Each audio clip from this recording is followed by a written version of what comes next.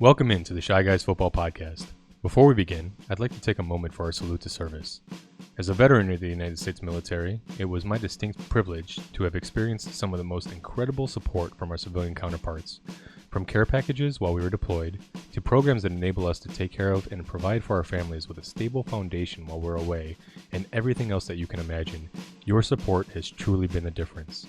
If you are looking for a way to support our troops or are someone who already has been, then I encourage you to consider some of the following nonprofit organizations. All of them make an incredible difference. Please visit thewoundedwarriorproject.com, the Navy Marine Corps Relief Society at nmcrs.org, the Special Operations Warrior Foundation at specialops.org, freedomservicedogs.org, and hopeforthewoundedwarriors.org. For those who need the help, they deserve it. Let's make sure we take care of our troops.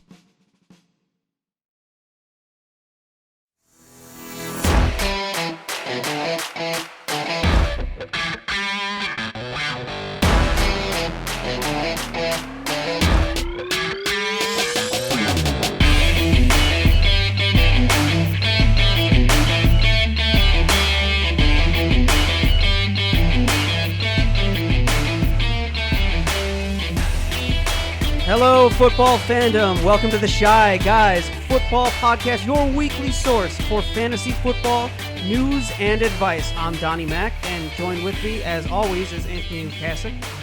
Hey, how's it going, everybody? Before we turn it back over to Donnie, don't forget real quick, I want to give you guys the contest giveaway details. Now, don't forget, we're running a contest giveaway here for this lovely merchandise that you see over in the corner right there. We have a DJ Chark signed jersey, a Javon the Freak Curse signed jersey, and a Mike Ditka signed trophy. These are all authentic items, and they're all for free. All you guys got to do is help us out by subscribing to the show. For free. For free. Subscribe to the show, take a picture of it, and email us that picture. You can subscribe on YouTube. You can follow us on Facebook. You can follow us on Twitter. You can share each weekly episode we release, and you can follow us and subscribe and give us a review on Apple Podcasts as well. Every single individual one of those things will enter you into the competition, and every time you do one of the other ones, the more you do, the more times we'll enter your name, basically. Right. You can enter more than once. Right. So if you subscribe to YouTube and you take a picture of this, of the subscription, and then you email that to us on YouTube, from YouTube, right, that'll be one entry. You do the same thing for Facebook, that'll be a second entry, and so on and so forth. Don't forget, for the Apple Podcast, if you give us a review and you took a picture of that, that'll get you 5 entries into our podcast, okay? Now, we're looking for 5-star reviews, 4, 3, 2. Those don't help us, and we definitely don't want a 1, right? But if you don't like the show, then you don't like the show. You don't have to rate us or nothing like that. If you think the show is a 1, let us know why, and we want to fix it. We will fix it, yes. Talk about some problems if we got a 1. No kidding, right? I think we're doing pretty good. So far, so good in my book. We're doing all right. And if you've been waiting to sign up for this giveaway, make sure you do it quick because the entries have been rolling in. So you got a lot of competition. Make sure you get those entries in and secure your spot so you can win some of this lovely stuff. I mean, this stuff is free, and if you enter, you got a pretty good chance to win because all we're looking for is 100 subscribers here. Right. As soon as we hit 100 subscribers, we're going to be pulling these things, and ideally, we like to pull them on Christmas. We'll be a little bit flexible about that, but we're not breaking down walls here. We're talking about 100 subscribers. Right. So, yeah. Come on, guys. Keep it simple. Help us out. Sounds good. Well, if you've been looking at some of those lovely prizes over on the side of our studio and wondering who this gentleman is sitting here in studio with us, we have a guest today. Yeah, Peanut got a lot darker and a lot bigger. And a gender change. Well, I mean, those are however you identify. I'm not gonna, I'm not gonna tell the people. This is about football. It's supposed to be fun. Let's keep it right. Exactly. Well, we have today with us. We have Chris the Enforcer, is joining us in studio this week. Chris is a member of the ChiGuys Football official fantasy leagues. He's joining us for both our King of the Moment and for our Dynasty League as well. Chris, welcome to the studio. Thanks, man. Happy to be here. Yeah, so let's introduce some of our fans to you. How long have you been playing fantasy football? This will be my first year ever playing. This is your first year ever playing. How's that been? Is it you having fun, some enjoyment here? Honestly, it's been a roller coaster of emotions. Yeah. I'll tell you what. It's like that every year, buddy. But no, honestly, it's It's actually been pretty enjoyable for me. Gets me actually watching more football, and I get to pay attention to people I don't know, and I see how good they're really doing. So when I see these analysts on ESPN, like this guy is gonna be MVP, this guy's going Super Bowl bound, stuff like that, it makes more sense now. Yeah, I mean, that's really my biggest point about fantasy football is, growing up, I was a Chicago Bears fan when I was a kid, right? Of course. And so what I discovered about fantasy football is that, man, look, I just love football. Okay, I love my Bears, but I do love the game itself too. Yeah. And so when you have a connection to these players or other teams, it makes it more enjoyable when you watch those games. Yeah. And so fantasy football, if you're a football fan of any sort, you don't have to be just a Bears fan or just any team fan. Mm-hmm. If you play fantasy football, then all of a sudden you now have a connection to those other games, and now you have a reason to watch those other games. And man, I go through and I watch every single game the whole season now for this podcast. For you guys, I sit there and I watch every single game every single week. That's right. He does it for you. No, legit, because before this I didn't. I had Right. Game Pass last year and I would watch a few games, but like I wasn't watching. I would watch the games with all my players in it, and that's about it. For the podcast, I'm watching every single one of them now because I want to be, and be able to actually give you guys real advice. And so when I'm watching these, I see so many plays that are like, oh, I would never have seen that. It doesn't Right. make any ESPN highlight reels. Like Yeah. there's so much stuff that you can get from other games that you would never get. And so for fantasy football, it's fantastic. It gives you a reason to watch these guys. It keeps you involved and keeps you engaged. I love this game. I love the game of fantasy football. Yeah, football to me used to be, it was Sunday morning, you'd get up, it'd be an excuse to just completely veg out on pizza and wings and junk food and beer all day while watching the Bears and occasionally flipping over to the Saints if we got them in the area here on broadcast. Now it's still pizza, wings, and beer, but I'm keeping an eye on the games. I'm keeping an eye out on those players. I'm paying attention to player names. When I hear these big plays, I see these big plays, you actually feel more invested. You know what's going on. It's surprising the kind of stuff you catch when you're paying closer attention to the games, right?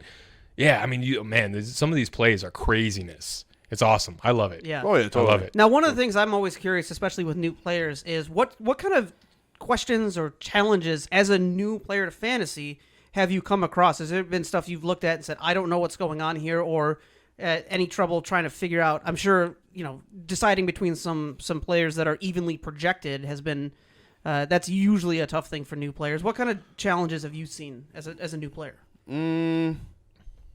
As a new player, without getting advice and just starting what you think is going to start, it's not always a good thing. Yeah. What are the challenges there? Is it the projections that are throwing you off? Is the analyst? Because in most of the apps, you can click on a player and it'll give you like a little blurb about them, right? Yes. What in there is giving you the hangups? I guess until the sleeper app decided to do the little blurb things, it was the projections. I thought they were gonna do good, and then actually, I got mollywopped. Yeah. That's not good. Okay, yeah. Yeah. And then why did that happen? Yeah. You think, well, this guy looked like he was going to do well. Why didn't he do well? And without having any kind of analysis or deep dive into it, you have no idea. So next week, what do? You play him again. I'll talk to my commissioner. Hey, yo, give me some tips on what I'm doing wrong. Or you watch this show. And it's exactly what I did. You Yeah. start talking to you guys, you start giving me some tips and how to play it right, how to pay more attention to it, how to and I was like, okay. Now the only thing that just actually annoys me, I don't have a problem with it, I'm just annoyed with it, is when you're claiming someone off the waiver wires. You're claiming that person off the waiver wire, and next thing you know, you got outbid and you didn't realize it. So you're sitting there thinking, this guy's gonna be on my team starting next Wednesday. Boom. Hey, how come I don't got him? Because someone threw in $2 on his while I got 0 on him. Yeah. And as a reminder to everyone watching, all our fans out there, our league does use a fab system for our waiver pickups. So there are bids that go into play, and that's what he's referring to. Yeah, and because I didn't get that notification that someone else bid on him, so I didn't get a chance to redo that. Yeah. Yeah. So that's what annoys me.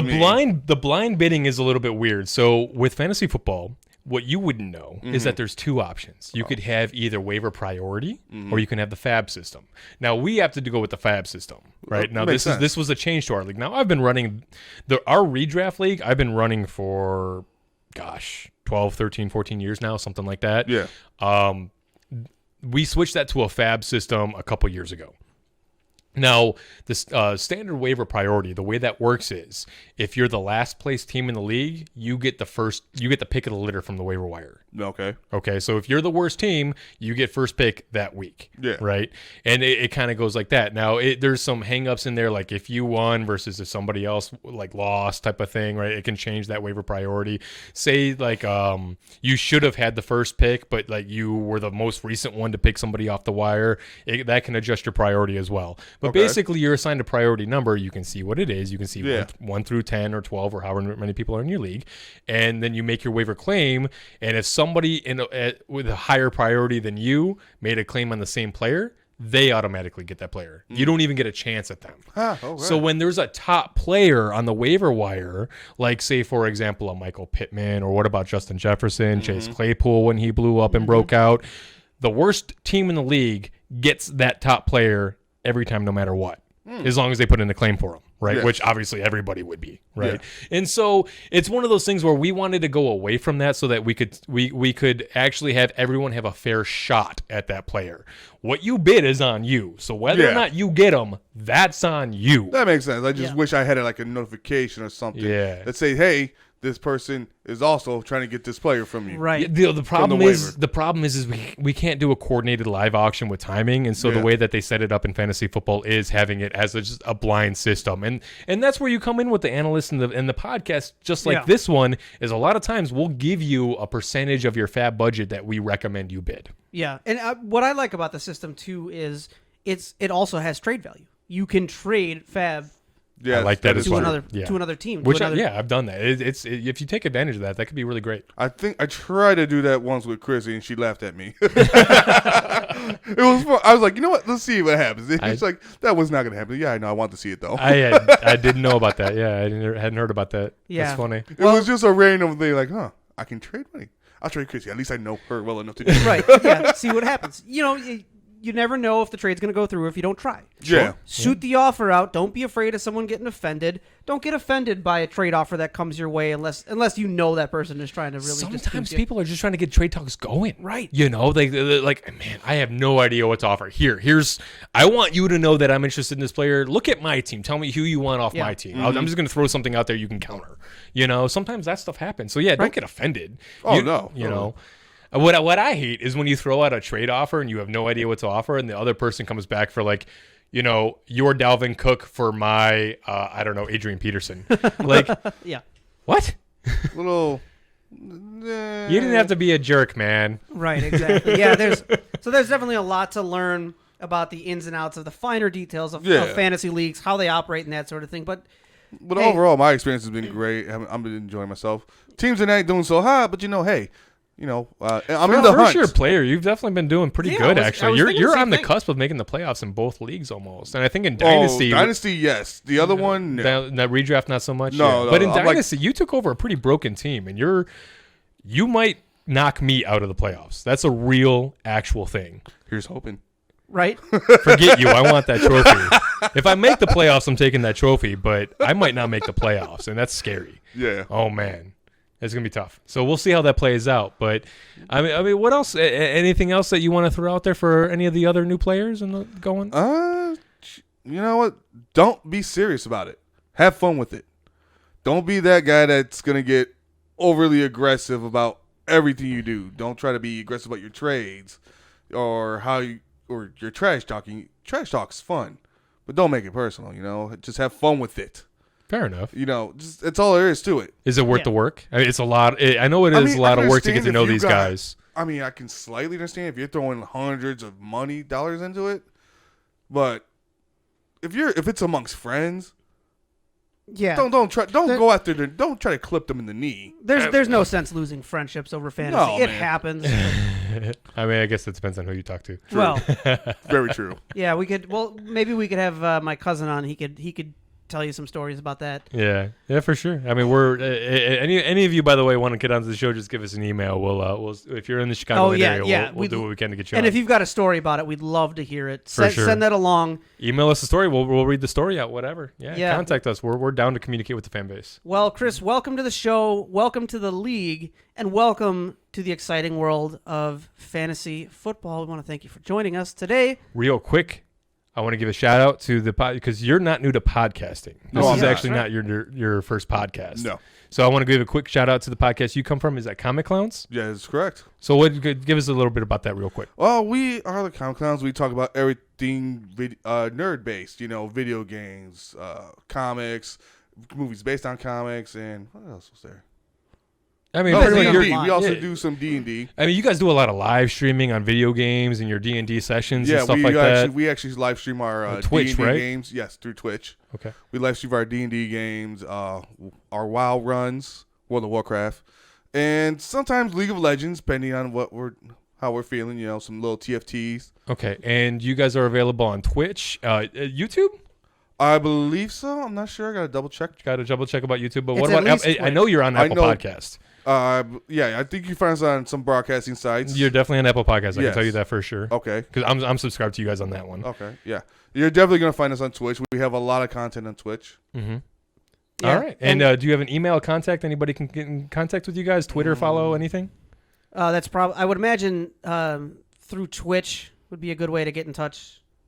Get in touch with the show, either comments there or direct messages.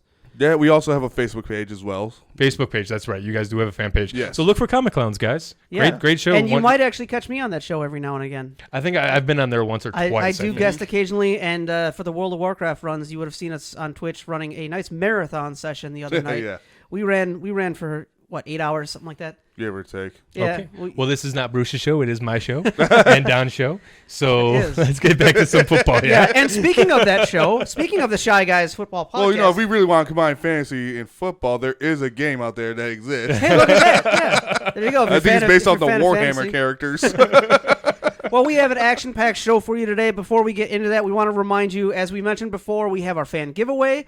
If you need to get in touch with us and like to have some of your content or questions featured on the show, you can get in touch with us, shyguysfootball@gmail.com. Also, at shyguysfootball on Twitter, on YouTube as well. And you can listen to us on Apple Podcasts now. 5-star review.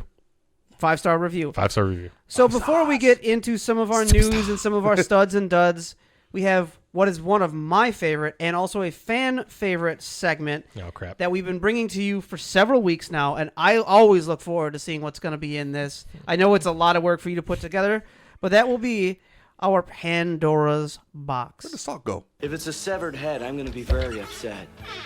Open it.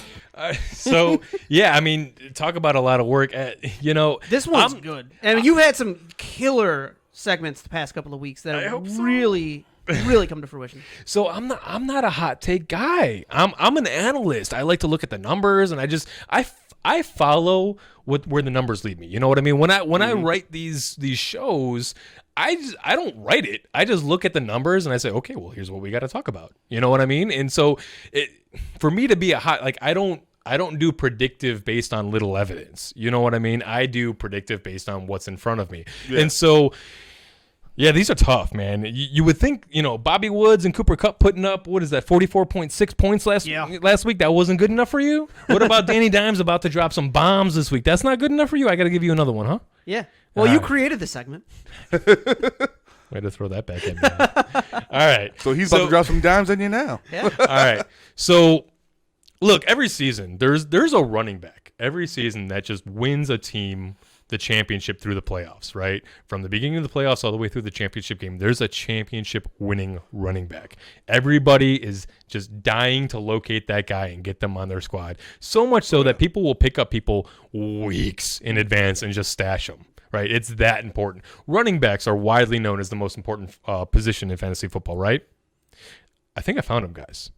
I really did. I was up at 10, 11 o'clock last night writing the show doc, and then I had to do my finishing touches this morning, but I was at like 10, 11 o'clock last night, and I didn't have a Pandora's box segment. It was blank. I had zero idea where I was going to go with that, and usually around Sunday is when I start thinking about it. Looking through it, I came across this one, and I'm sold. J.K. Dobbins will be this year's league winner. Ooh. For sure. I guarantee you. I'm looking at this. I'm intrigued. After a solid outing last week, look, many people would have likely been clamoring to pick him up off the waiver wire, right? Mark Ingram just had come back off the bye weeks and the injuries and things like that, right? And then he limited Gus Edwards' production, and we thought he was going to limit Dobbins' production, right? Wrong. Dobbins actually ended up getting the bulk of the workload. And I picked him up right on game day as like just to see what if he does get the bulk of the workload, even with Ingram back. We are getting in later into the season now. These rookie running backs are really starting to pop now. Remember when we said they didn't look like they were playing fast? They looked like they were like still kind of getting into the swing of things because of the COVID offseason and all that stuff. Trying to find their rhythm. Exactly. They're looking great now. And J.K. Dobbins came out and looked fantastic in a tough game. Everyone would be dying to go to the waiver wire to pick him up now, but we found out him and both Mark Ingram both have COVID now. Spoiler alert for the news and notes section. But, look, because he's not going to be available for the next week at least, maybe even 2, he might stay on the waiver wire. He's got a very high waiver wire percentage availability. So it's likely that he was on there to begin with, and it's likely that he will stay there. Or if somebody did pick him up, they might be dropping him because they can't use him for the next 2 weeks, right? So, look, even if he doesn't come back in week 13, he does miss the full 2 weeks. He doesn't come back against Dallas, right? He'll follow up with a game in Cleveland. Then he plays Jacksonville at home. Then he plays the Giants at home in championship week. Oof. That's a fantastic playoff schedule for a running back that I would at this point I'm pretty sold. Dobbins is going to be the lead back in those games. Yeah. Okay. Even coming back from the COVID, I don't care. Especially because Ingram's out. Any chance that Ingram had to re-secure that, I think is gone at this point. If anything, they'll probably rest Ingram as much as they can to make sure that he's fresh for the playoffs because these guys really want to make a playoff push. Now, we'll see what that kind of picture looks like. Pay attention to that in weeks 14, 15, and 16, right? Pay attention to the schedules and what the playoff seeding looks like and things like that. If Baltimore is looking like they're going to make it, then they're probably going to end up resting Ingram as much as they can. They're going to want to see what they have in Dobbins. They drafted Dobbins at the beginning of the second round. They're going to want to see what they have in this kid. They really believe in this kid as a first-round talent. Ooh. I'm telling you, man, once this guy gets back from COVID, I expect him to come roaring out of the gate into fantasy stardom. He's going to make he's going to make an impression on every single fantasy football owner. And I bet you this guy's a top 2-round pick next year because of what he does at the end of the season. Yeah. You see the excitement he has for his boy? I know football, dude. I'm telling you. I'm telling you. This is the pick. He said, get on his back and run for the goal. Ride him. Yeah. Well, I'm looking forward to see how this pays off. But so far, your Pandora's box segments have been hitting very strong. Pretty much lights out, I think. Yeah. Have I been wrong yet? I mean, I guess you can start to make the argument about Fulcum now. But I think that's more than once. And we'll get to that in a little bit. Yeah, most definitely. Well, there you have this week's Week 11, Pandora's box going into Week 12. Pay attention to that advice. That is going to win you a league. Make that pick. You make your team, get your team to the championships or get your team to the playoffs, and you have your running back for the playoffs right here. Danny Dimes will get you to the playoffs. J.K. Dobbins is going to win it. There we go. All right, we now move along to our news, notes, and injuries at the top of the show. Post-game show is brought to you by... Christ, I can't find it. The hell with it. All right, and first up, this is one I'm going to have to apologize for because Joe Burrow going down with an injury. All your fault, Don. It's all my fault. It's all you. And the reason it's all my fault is, 1, karma, and 2, I'm just bad luck for quarterbacks this year. Because, I will take it. Because going into the week where I you ended two up are playing gonna have Joe to explain Burrow, that. Yeah, well, so I had Drew Brees, and we saw what happened. We're talking about our... Oh, yeah, for sure. Yeah. Mm-hmm. And then Burrow ended up on my team because of an accidental drop. So this was a mishap that happened between these two earlier in the season. Yeah, so what had happened was... I wanted to explain that, yeah. If I'm not mistaken, now correct the details, but from what I saw, it was an accidental drop for someone that you weren't going to be rostering anyway because who did you have in place on the quarterback spot at the time? Because this is going back. No, I don't remember. This is going back a month. So basically, because I'm the commissioner in the leagues that you're in, I make it a point to help everybody. Mm-hmm. I help everybody. And so with this being your first year, I'm a little bit more on your case than I am with most people, right? Yeah. And so I was trying to teach you a few tactics and things like that. And I was talking to you about Burrow, and I remember this, and I was... At the time, I told you to drop Burrow for somebody else, but you ended up just dropping him flat out instead of making a waiver claim, right? And that's a no-no. Whenever you have a player that you want to drop, even if they just got injured and went on IR, I don't care. Do not flat out drop a player. Always make a waiver claim for somebody. Dropping a player does not help your fantasy football team. Getting another player does, right? Yeah. And so anything could happen, right? And so you never want to just give up a player for free. You always want to get something value for value. Yes.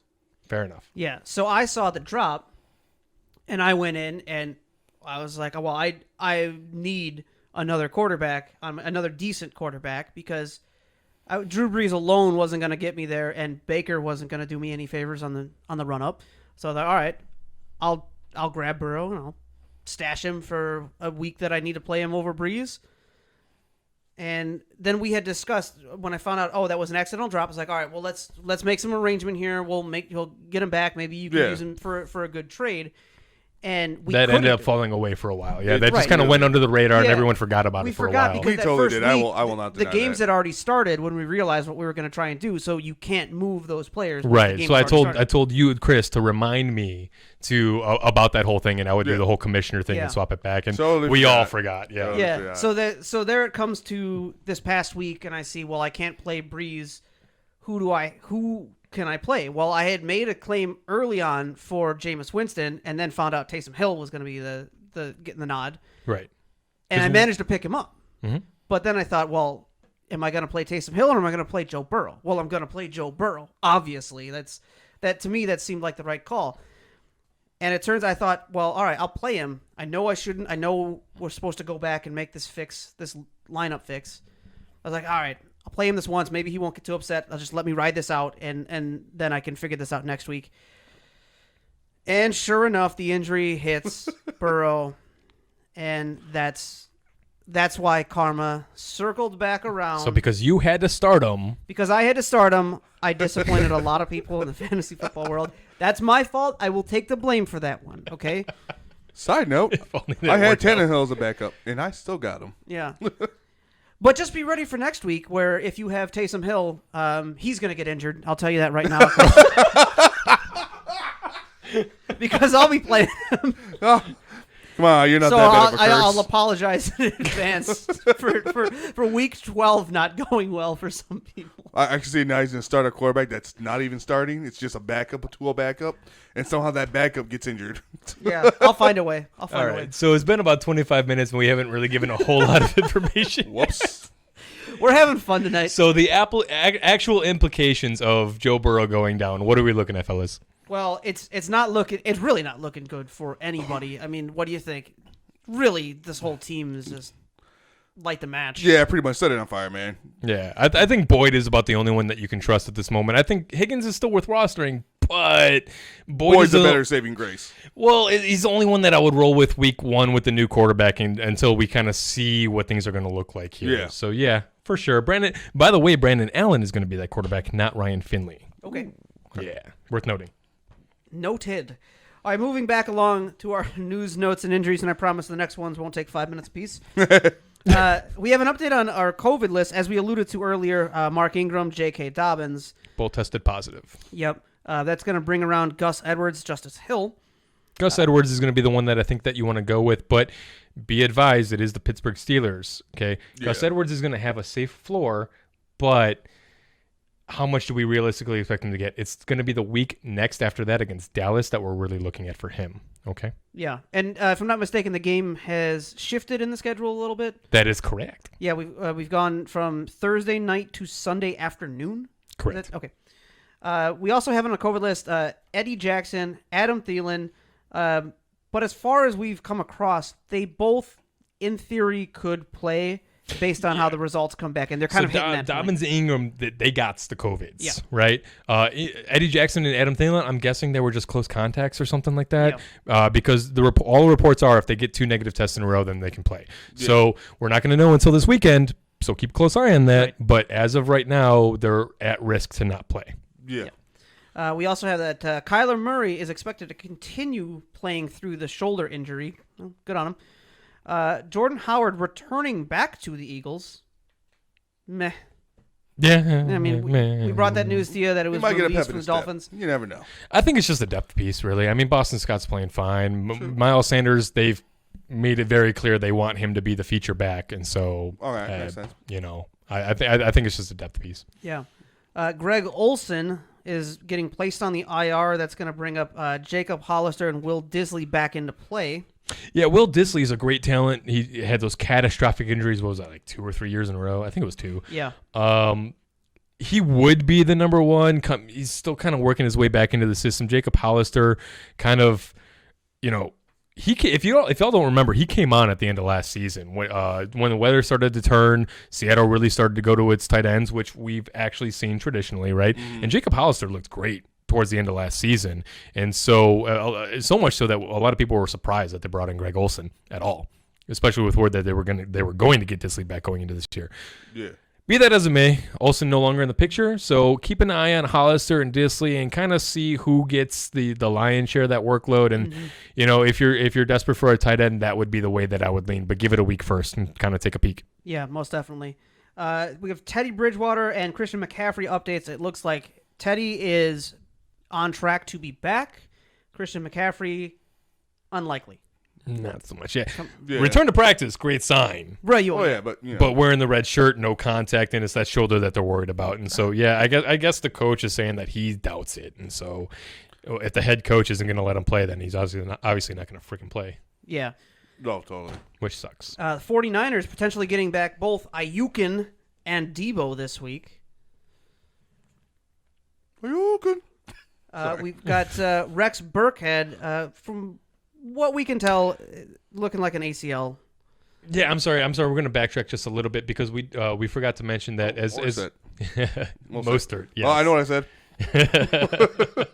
Chris, you're dropping lines already, buddy.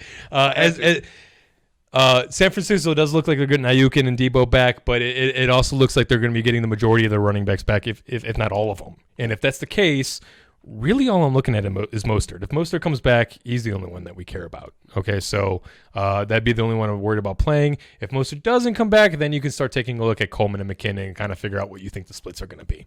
Yeah. Okay. So as we mentioned, Rex Burkhead looks to have a torn ACL. That's suspected. We don't have a ton of definite on that. Yeah, injury, we're still waiting on the confirmed reports there, but you know, the fantasy implications here is basically that James White should be seeing the majority of the reliable work here because remember you got Sony Michel is back. He's clear to play. Yeah, you were mentioning that before the show. And go ahead. And before his injury, he did actually put up decent numbers in his last game. He put up like about 15 points at minimum in his last game before he got injured. Yeah, but you got to remember the style of play for these guys. Now, Damian Harris and Sony Michel are the between the tackles guy. Rex Burkhead was getting a lot of work because he can do both. He can be between the tackles and he can also get the passing down work. And the reason why he was getting that work above James White in the first place is because he can do both a little bit better than James White can, right? Okay. And so obviously that's what Belichick likes. And so with Burkhead getting out here, it's really the passing game work that concerns me. I don't see Sony picking that up, even if they activate him in place of Rex Burkhead, right? And so I'm looking at James White to really be the beneficiary of the Rex Burkhead being out now. Okay. I don't think Sony's going to be picking up that much more work. In fact, Damian Harris has been playing so well, I think that they kind of use Sony in more of a reserve capacity more than anything. All right. Okay, I get you. That makes sense. Yes. You with me? You got me? I get you. Now. I'm following you. All right. I got you. And finally, in our news, notes, and injuries, we have Mike Glennon will get the start for the Jags. Woo! Hey, someone's getting a start. He's better than Luton, right? Yeah. Well, that'll do it for our week's news, notes, and injuries. We move along to our Week 11 studs and duds. Yeah. I'm going to do this the old-fashioned way, with 2 swords and maximum effort. Yeah, there we go. So this week's studs, some of our top-performing players of the week. We're going to look at our quarterbacks first. And up at our number 1 spot, we have Mr. Deshaun Watson, 31.4 points versus New England. Yeah! Touchdown, baby! And those points are good enough for Deshaun Watson to be crowned this week's King of the moment. I'm your king. Well, I didn't vote for you. You don't vote for kings. We're talking about a performance that went 28 of 37 for 344 yards and 2 touchdowns. And then, that weren't enough. Oh, yeah. 6 on the ground for 36 and another touchdown. Seeing a matchup against Detroit next week, I mean, this is going to be overall a fantastic. I see a repeat Smash play, performance. right? Yeah, I see we're a gonna see it repeat again performance from this guy. Maybe you'll see him in our Smash Plays list. Ooh, maybe. Could Okay, be. well, congratulations to Deshaun Watson, our Shy Guys football king of the moment, coming off of Week 11. Our number 2 quarterback in our stud category this week, we have Justin Herbert. 27.7 points. That's against the Jets, but 27.7, not bad. Hey, he's been dominating all year. Yeah. Who cares who's against? 37 of 49 for 366 yards and 3 touchdowns. Nice work there. This is a matchup going into Week 12 he put some against work in. Buffalo. Oh, absolutely. And rounding out our quarterback studs for the week, we have Taysom Hill, who got the start over Jameis and rode my bench. Yeah, those karma, guys are apparently. surprised. I mean, Sean Payton, man. What are you going to do, you know? Yeah, it was a surprise start. I mean, I was scrambling, like I said, scrambling all over, pick up Jameis, and then get rid of him and pick up Taysom, and then not play him. But still, congratulations, Taysom Hill, 24.4 points versus Atlanta, and going 18 of 23 for 233 yards. Now, here's the thing, though. We're talking about rushing 10 on the ground for 51 yards and 2 TDs. Those 24 points, a lot of that seems like that's rushing touchdowns. You take those away, and the performance is just okay. Meh. Yeah. I mean, this is looking like a Tim Tebow, like a round 2 of a Tim Tebow, right? For sure. I mean, you take away the rushing touchdowns, he's at 12 points for the week. You take away the 50 yards rushing, and he's at like 7 points for the week. Yeah. Right? I mean, respectable performance, and I love watching him. I love the thing diversity. about rushing quarterbacks. Yeah. No, it's fantastic. This is definitely Tim Tebow round 2. Yeah, but hey, well, I'm looking forward to see how this continues, if it continues throughout the rest of the week, because to me, I think it's kind of exciting. I mean, to watch. me, I like Taysom Hill is what Tim Tebow was supposed to be. Yeah. You know, just somebody who was a team player athlete who maybe eventually over time develops a little bit of quarterback skills. And I think that's what we've seen in Taysom Hill. So All right. Yeah, most definitely. All right, that'll do it for Seems like we our gotta keep Week eyes on 11 studs in the quarterback category. Let's talk some running backs. Who do we have in the running backs category? for sure, leading the way, we got Dalvin Cook putting in 22.5 points against Dallas. That- You know, they That lost, dude's a but workhorse. I'm sorry. That dude no, is- you're right. You're right. Dalvin Cook. You know, in all honesty, it seems to me like the running back position this year has kind of been a down year, I think, on the season. You know, when you look at that upper echelon worth of running backs, I mean, we typically have we have our Christian McCaffrey, Dalvin Cook, Zeke, Alvin Kamara. You know, what are some of the other ones we got going on? We were expecting Clyde Edwards-Helaire to be up there, right? There's a ton of just hardcore running back talent. Derrick Henry, right? Joe Mixon was expected to take a step up. Josh Jacobs was expected to be trying to get up there. Gibson, yeah, but he's a rookie, you know, and you know, I'm just saying, like this year has been a little bit disappointing. Dalvin Cook to me seems to be like the lone. Well, I shouldn't say lone. Dalvin Cook and Alvin Kamara really are the two bright spots at the running back position.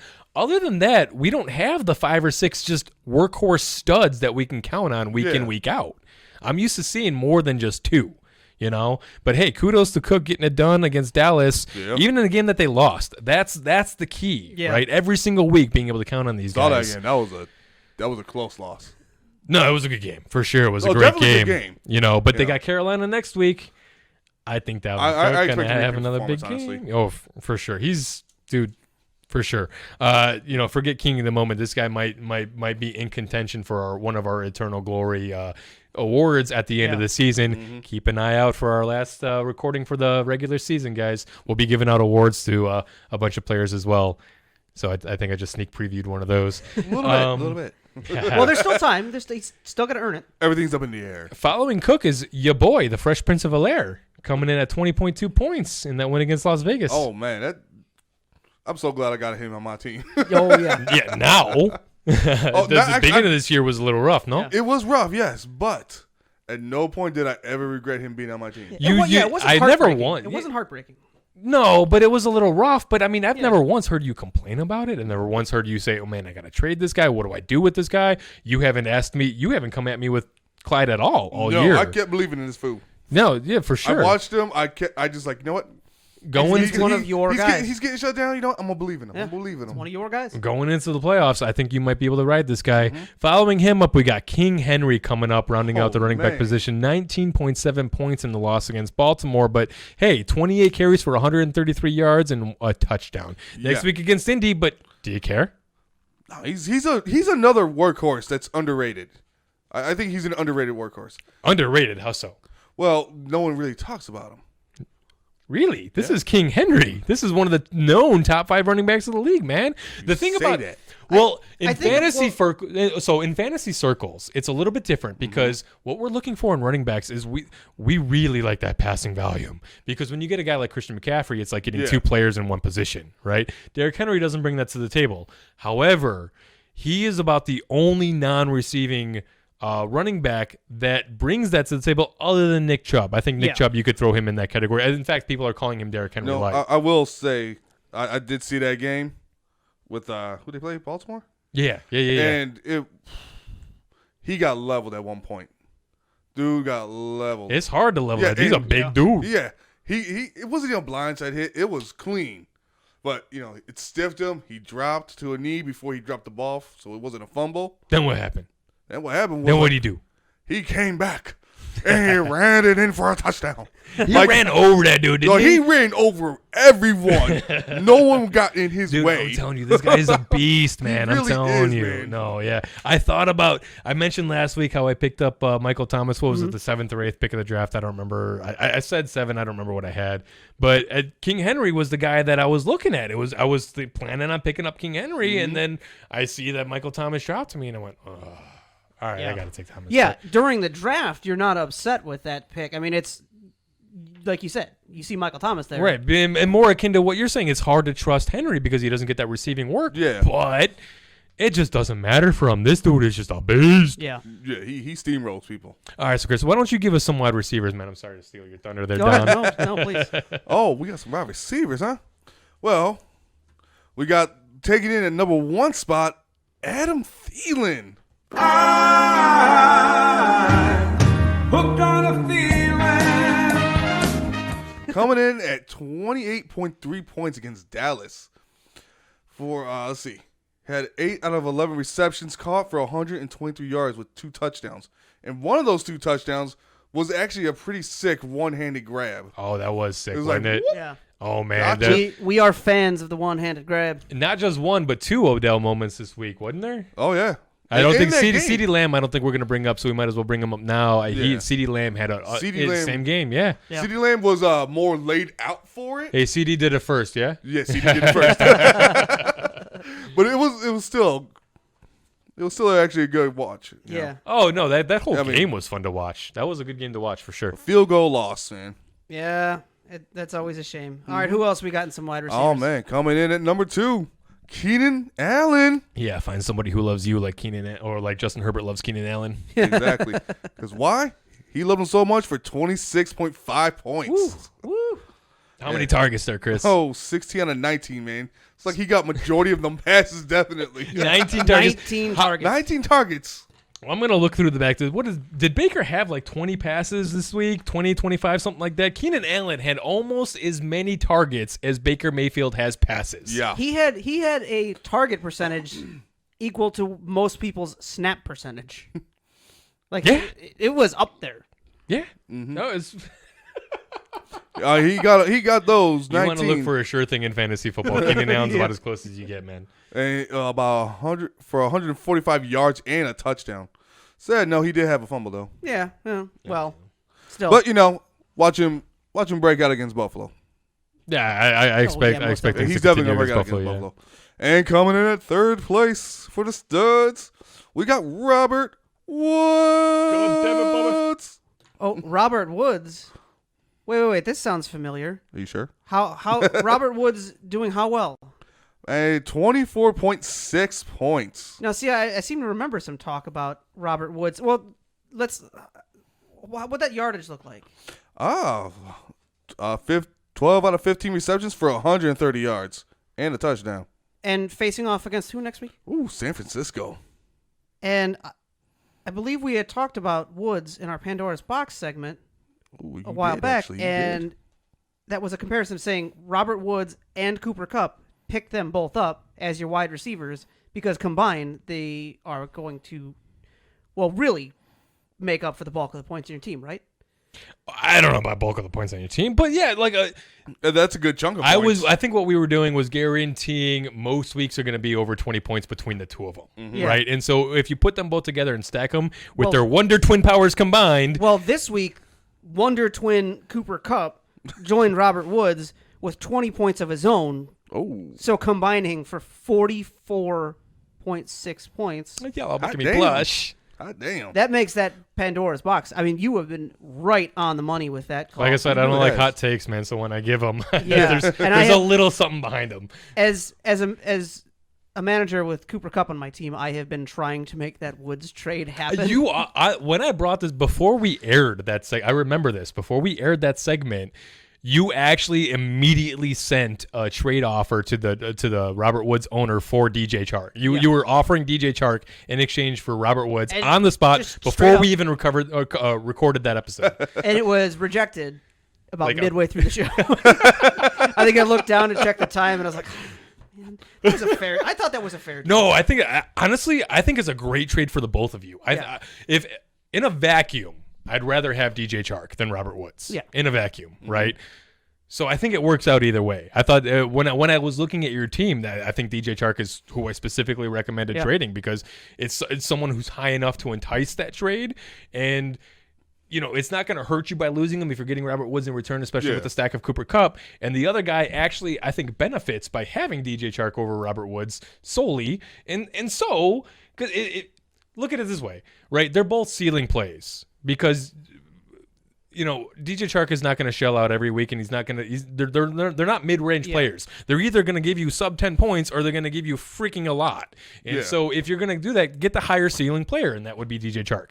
And so, I thought that was fantastic. Oh, well, I'm sorry, buddy. I tried. It's all good. Hey, but before I close off the segment with the studs of receivers, I have an honorable mention for Evans of the Tampa Bay, who. Because I was reminded by King Henry, that dude would just forced himself into an end zone, was refusing to get taken down. Oh, the man mode. Yeah. The man mode. Yeah. Yes. I just want to give an eyeball shout-out mention to him. That was Mike Evans. Memorable play right there. It was. That might have been one of the best plays of the season, for sure. Yeah. He just would not be denied. No. I love it. He wanted that end zone and got it. For sure. All right. Yeah, most definitely. All right, well, that'll do it for our wide receivers. We talk some tight ends now. Who do we have in our tight end section? Can we just skip the top tight end spot for this week? You already know who it is. It's the same guy every week. Surprise, surprise. Yeah, really. So I guess, we can just move right on. No, why don't you tell them, for the people that haven't. Reinforce why he's number one right week now. After week. Travis Kelce again over 20 points, 22.9 in our league. Again, we do half-point PPR scoring. Mm-hmm. Now, by the way, we were talking about quarterback scoring earlier. I did notice a little bit of a discrepancy in our league. This was brought up to me by Peanut, actually. We only charge -1 point for interceptions. Oh, I had never noticed that. In typical leagues, that's usually a 2-point subtraction per interception.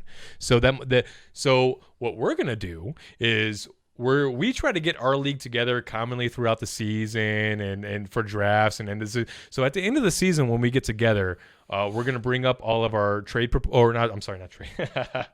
rule change proposals, and we're gonna, while the season's fresh in our mind, we're gonna go through this stuff, and so that'll be one of the things that we bring up. We recommend that you do something similar for all of your leagues as well. Write down any proposed rule changes you want to have to your league and get together, have fun. If y'all are remote and we got these COVID crazy times, do a Zoom thing or something. Yeah. Something. Yeah. Have some fun. Have some camaraderie. That's the thing about fantasy football. But following up, as our number two tight end spot, we got Darren the Walrus coming in with 18.3 points versus KC, man. I'm glad I picked him up at some point. Yeah. 7 targets, 7 receptions. Oh, man, This guy's so good. Perfect. 88 yards and a touchdown. Finally starting to turn it back up. Now, I get it. He was struggling there for a while, but the volume was always there. We tell you guys, trust the volume, talent and opportunity. It doesn't always win every time.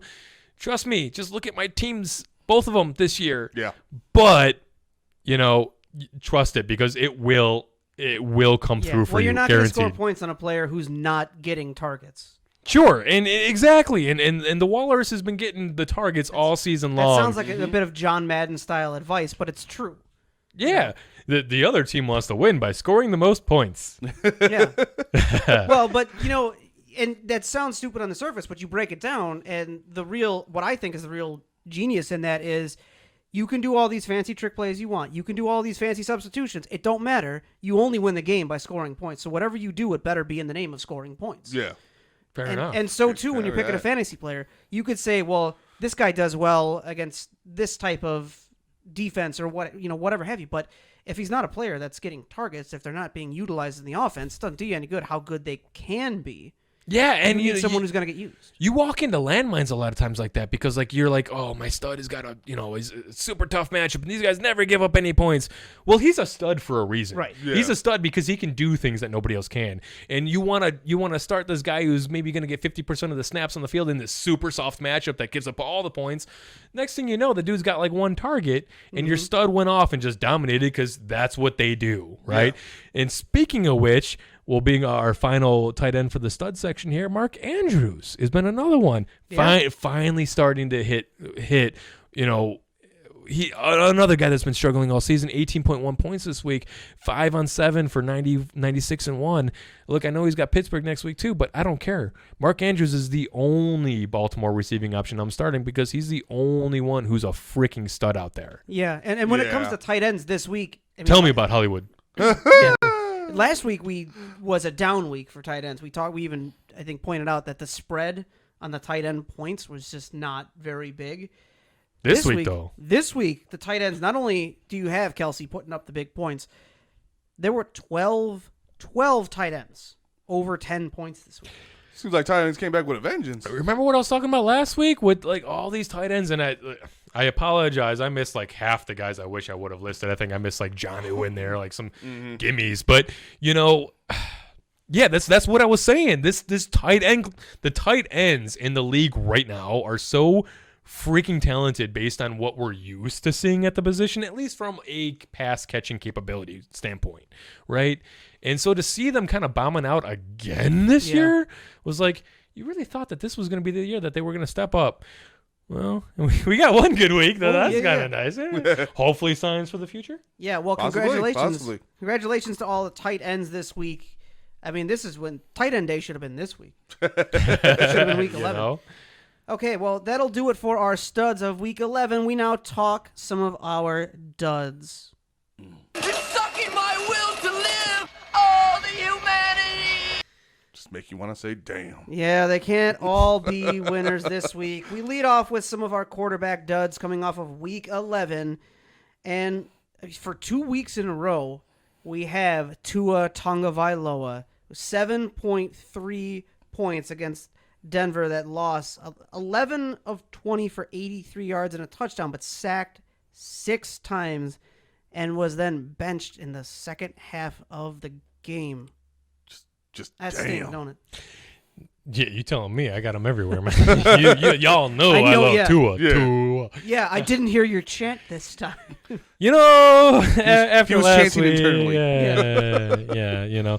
Okay, so I'm going to step through this quickly because I just realized how much time we've already taken up. I'm so sorry. This week's going to run a little bit long. But you know what? It's Thanksgiving. We wanted to bring you guys a special episode. This is going to be a feast of an episode. Yeah. I don't got to work tomorrow. Yeah, for sure.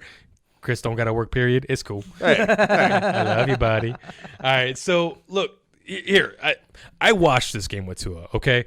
In fact, I heard a ton of analysts coming out before I even got a chance to watch this game and go back, because I got that NFL Game Pass. Yeah. That's how I do all this stuff. Mm-hmm. And all these analysts are sitting there talking about Tua was so flat, he wasn't getting anything done. They ended up benching him, and Fitzpatrick really provided the spark to get them going. I'm like, no, he didn't. Well, based on what I saw in the highlights, based on what I saw in the stats, I'm like, all right, that doesn't really track, but I'll watch the game. I'll see what happens, right? I watched this game, And talk about an overreaction. I almost feel like a lot of these guys are just copycatting themselves and didn't actually watch this game. I watched Tua in this game, okay? He didn't look like garbage. In fact, he looked fine. He didn't have a great game. No. And that's going to happen. yeah. If you're a football fan, then you understand not every game you're going to be lights out. Yeah. Okay? Even when you're good, sometimes that's just not enough. And if you're a Bears fan, you're happy when you do have a lights out game. If you're a Bears fan, you're happy if they put up points. Right. And so when it came to Tua and watching him, he was overthrowing some of his shots. He was, but the ball, they didn't look like bad balls. No. They came out good. They looked like a great shot deep. He was just overshooting these guys a little bit, just a little bit off. The rhythm and timing wasn't quite there, a little bit overexcited. I think he's got an issue with his thumb now. But, like, I'm watching this game, and, it was kind of one of those things where when they were making plays, they were getting really ill-timed drops or really ill-timed offensive penalties, or Tua was just a little bit off. It was one of those things where they weren't just quite hitting the sync. I wouldn't say that he came out flat. I would say that they couldn't get into sync together. I would say getting hit 6 times can do that to you. I would say the same thing. And so when you got all that going on, of course the boy wasn't having a great game. No. You watch Fitz come in and. Yeah, I get it. They were trying to get that spark, and to an extent, you could almost say that they did when you look at the comparisons of game time in and stats and all that stuff. But if you watch it, in the beginning of that first drive, Fitz threw an interception. It was straight up dropped by the defender. He was hit in the stomach by the ball, and he straight up dropped it, okay? That's the only reason why they were able to pull away with, I think, a field goal on that one. And then Fitz throws a pick to end the game, too. I mean, he didn't look great either. Let's be honest. Outside of those two plays, he didn't look great. Seems like the only spark he provided was for the other team. They got sparked up to hit him harder. Maybe. But I'm watching Fitz, and I understand that he had 126 yards or something like that. That came off of mostly 2 plays. He had a deep pass to Devontae Parker, and he had a huge pass to Gesicki, and that's about it. So he was pretty irrelevant. Yeah, I wouldn't say irrelevant, but I would say that I didn't see anything from Fitz that says Fitz needs to play. The team has come out and says Tua is our starter. I think they overreacted. I think Brian Flores was a little bit gun shy with Tua because he is a rookie and because Fitz was doing so well when he pulled him, and just all this publicity and all this stuff around him. And so, honestly, don't read too much into it. Don't buy the narrative. This narrative is BS. Watch the game if you don't believe me. Wait for the next one. Let's see how he does against the Jets, because the Jets are a soft matchup, right? And so we expect him to do well. In fact, we're going to bring up Tua a little bit later in the show and tell you exactly what to do with him. Yep. So following that, Don, can you bring us into our next one, please? Yeah, sure. Our second dud QB of the week, we have Matt Stafford, 7.6 against Carolina this week, going 18 of 33 for 178 yards, sacked 5 times. Ouch. That'll bring your Is points. that why they didn't put up any points? Yeah, must have been. It's going to see a matchup against Houston going into week 12. At this point, I'm not sure. I'm done with Matt Stafford on the season. I don't care. I don't care if I he got gets you. 30-plus points every game for the rest of the season. I don't care. And finally, rounding out our duds for week 11, we have Jake Luton got just crushed by the Steelers in that loss. I had to double check this too. This is another one of those stats that I was like, this can't be right. Less than 50% completion. There's a reason he got benched for Mike Glennon. And 4 interceptions. Speaking of which, so I want to bring this up because I meant to earlier and I forgot to. So here's the perfect part. This is a perfect, Lion King circle of life type of moment here. Yeah. Okay. So Jake Luton just got benched for Mike Glennon, correct? Mm-hmm. Okay. So follow me on this one. Following. Mike Glennon was brought over to the Bears, right? Okay. By the Bears signed Mike Glennon, then they drafted Mitch Trubisky. The Bears benched Mike Glennon for Mitch Trubisky. Mitch Trubisky in turn gets benched by Nick Foles. Nick Foles, who was brought in to be the Jacksonville Jaguars starting quarterback last season, who ended up getting benched for Gardner Minshew, who ended up hurting his thumb this season, who ended up getting benched for Jake Luton, who ended up getting benched for Mike Glennon, which brings us all the way full circle. It sounds like a chain of events. Right? Just trying to follow that. I mean, I was there until like halfway, and like, wait, I gotta do another circle here. Wait, no. Yeah, maybe I'll make my it circle was graphic too for that. small. Because Have like a just little sit there- flow chart. We need a Venn diagram. Yeah, watching that in my head go round and round. I love it. I love it. Well, that rounds out our quarterback duds of Week 11. We got some running backs. We could talk some running backs. Yeah, let's go through some running back real quick. Todd Hurley coming in with 3.4 points against the vaunted New Orleans defense, man. They got smashed in. Only 8 carries for 26 yards, only 2 targets, caught one of them for 3. Is it me, or did just New Orleans go off on defense this week? They've been going off for the last few Like, weeks. They've been a tough. just- And in fact, I actually benched Todd Gurley going into this week. I didn't play him Yeah. because This I apparently didn't was trust like it against a New Orleans. Yeah, devastating game for anyone that played. yeah. No, don't worry about it though. I think Gurley will be alright for Las Vegas. If you're one of those guys that needs to play Gurley, you can feel pretty safe. I'm not. New Orleans, we saw coming clearly because I freaking benched him. Yeah. So Vegas should be fine. He should be back on track to what he's normally doing. When Atlanta puts up points, Todd Gurley's going to put up points. There you go. Miles Sanders with 7.6 points against Cleveland. Man, you really need him to do better than that. Oh, yeah. 16 carries for 66 yards, 3 catches on 5 targets for 15 yards. Not a terrible day. No. But when you throw in the fact that he lost a fumble, in our league, that's -2 points. Some leagues, that's -1. Next week's got Seattle, though. Fully expecting to bounce back. Don't worry about that guy. Rojo, 2.4 points. Trust Busky, he did. 10 carries for 24 yards. Didn't catch his lone target. Look, Fournette may have even looked worse, okay? But he ended up getting the goal line carry. Honestly, so. you take away that goal line carry, he was only 1 point better than him. Yeah, and so 1 point. Still don't really know what to make of this backfield. Who are the... Go ahead. Give us some receivers, Chris. I'm gonna go back. I want to look at who's Tampa Bay's got. I know I have it written down here somewhere. All right, moving into the receivers duds. Start off with the main dud. Chiefs. Marquise, get him the hell out of Hollywood. Brown. And how did he do? Goose. Goose. Oh man, he just got shut down by fucking what was it? Tennessee. Tennessee. I'm sorry for cursing. I caught myself at the end of that. It wasn't so bad. Not as bad as I've seen you get. Right. Yeah. Speaking of which, by the way, going back to Rojo, Yeah. Tampa Bay will be playing the Chiefs. Oh. And so again, another tough one. I don't expect a ton of running in that game. So I think that if you have a chance to pivot, I would probably not play a Tampa Bay running back this week. Mm-hmm. Okay. Please continue. All right. And, coming in at number 2, Julio. He got no touchdown, Jones. Well done. I might actually clip that as another soundbite. That might be a soundbite. You're welcome. All right. How do you do, buddy? Let's see. He got 4.9 points against New Orleans. Today, Junior. I know. Okay, I can stop talking. Sorry. Maybe he might get a bounce back against Las Vegas next week, but we'll never know. Oh, thank you. Appreciate that. Appreciate it. Give me one more. You got one more for us? Give me one more. I got one more for you. You got me one more. All right. I got you one more.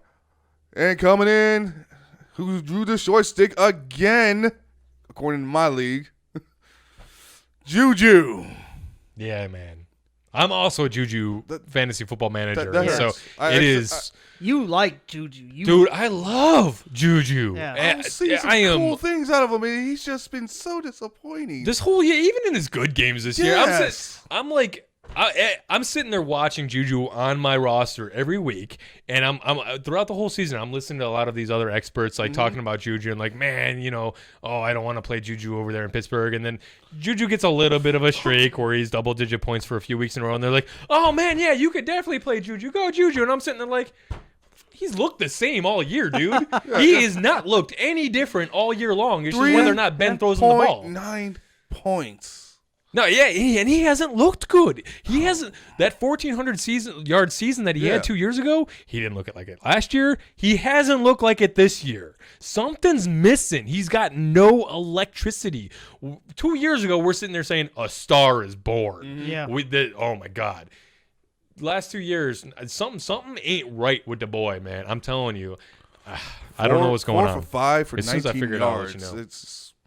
And next week he's going against Baltimore. For sure. Lots of disappointment. We got a little bit more disappointment to get through, Don. Yeah, we got some Yep. disappointment in the tight ends. Why don't you bring us some of that tight end You disappointment? want me to round this out, Yeah, man? I'll round it out. I'll round this boy out, man. Hayden Hurst Goose.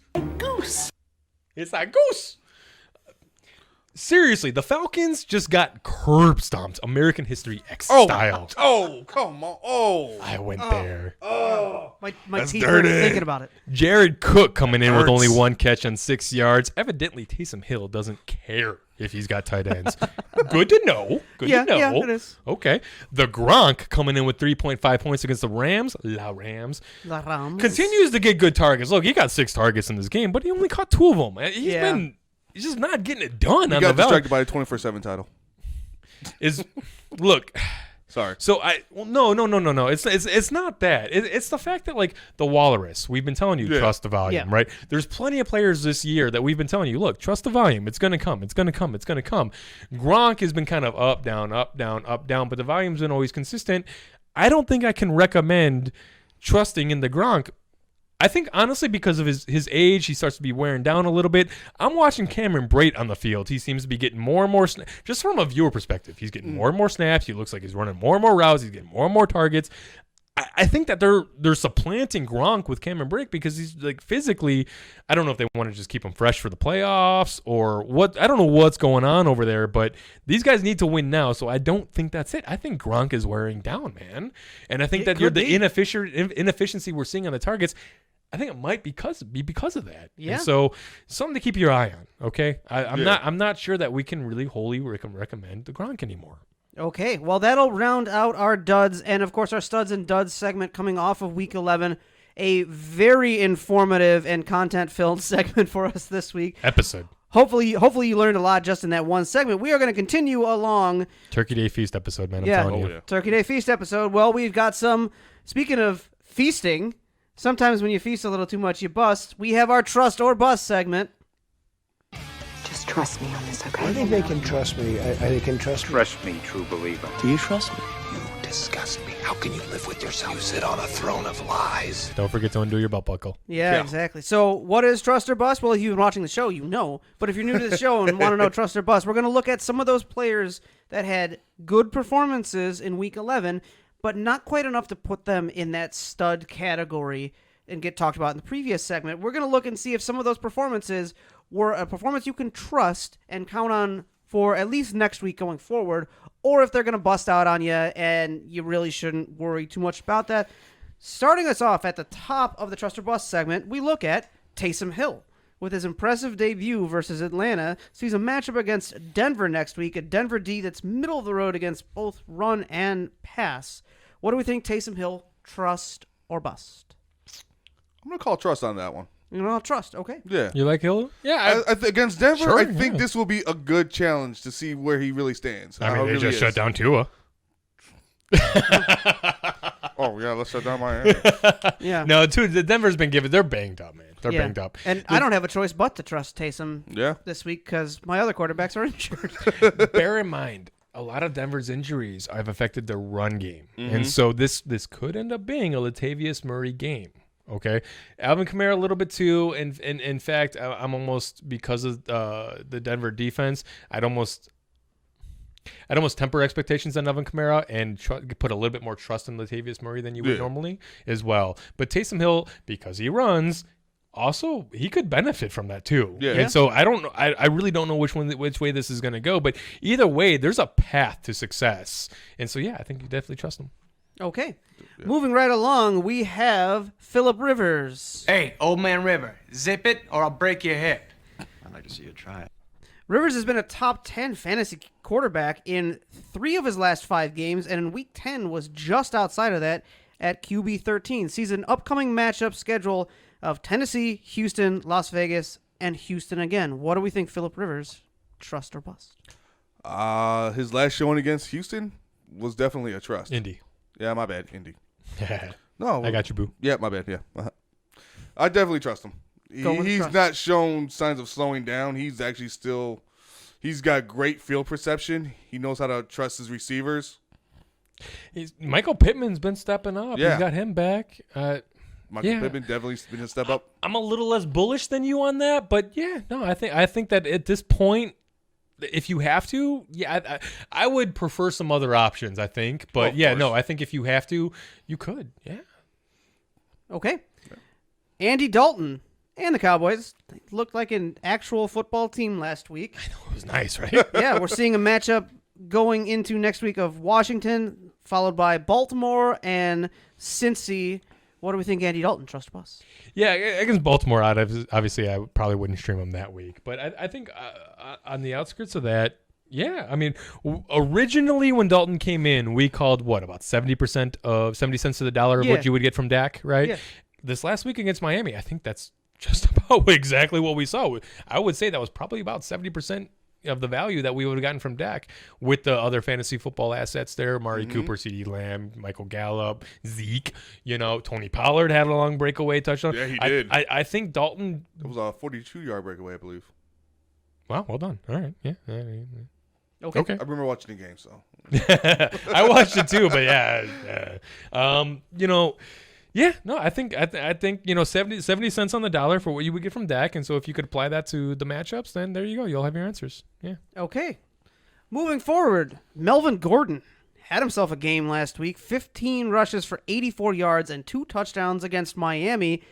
Sees a Week 12 matchup against New Orleans. Melvin Gordon, trust or bust? He's gonna get bust. He's gonna bust. Yeah, he's gonna bust. Yeah, I don't trust that backfield against any good run defenses. Yeah, that New Orleans defense has been a force to be reckoned with. Yeah, it's not even them. Like, as a rule of thumb, Melvin Gordon and Phillip Lindsay are not going to have good games against good rush defenses based on what we've seen this year. Yeah, the rush D is like the ultimate stop down. Well, yeah, but what we've seen is that the Denver offense realistically hasn't been good enough to support a running game that's going to overcome that. That is very true. Okay. Next up, Frank Gore, 14.1 points against the Chargers last week. Sees an upcoming schedule of Miami, Las Vegas, and Seattle, having gone 15 for 61 yards and a touchdown. Frank Gore, trust or bust?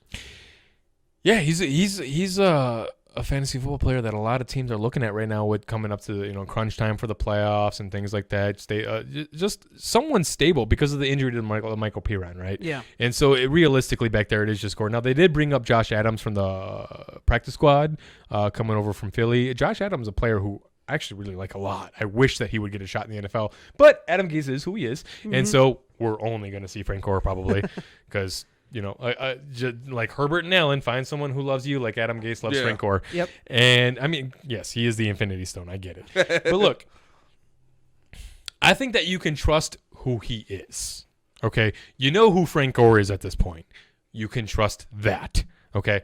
Whether or not I'm trusting that in my fantasy football lineup depends on what your squad looks like. Yeah. Very true. I think that that's basically essentially what it's all going to come down to because, look, if we could say that he's likely to fall into the end zone every week, then sure, he's Todd Gurley with an infinity gauntlet. I mean, that's sure. We're trusting Todd Gurley at this point only because he's basically fallen into the end zone every week. He's on a successful offensive squad. Well, Frank Gore is not, and he hasn't been getting. I think that was his first touchdown on the season, if I'm not mistaken.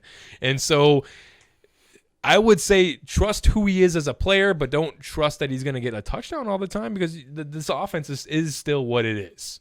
And so that's where we're at. Okay. Damiere Byrd, a Week 11 performance of 23.3 points at Houston, went 6 of 7 for 132 yards and a touchdown, sees a Week 12 matchup against Arizona. Damiere Byrd, trust or bust? Yeah, I'm going to call this one a bust, man, because, look, this is why we were hesitant to trust Jacoby Myers, because any given, who, by the way, got 5.3 points last week.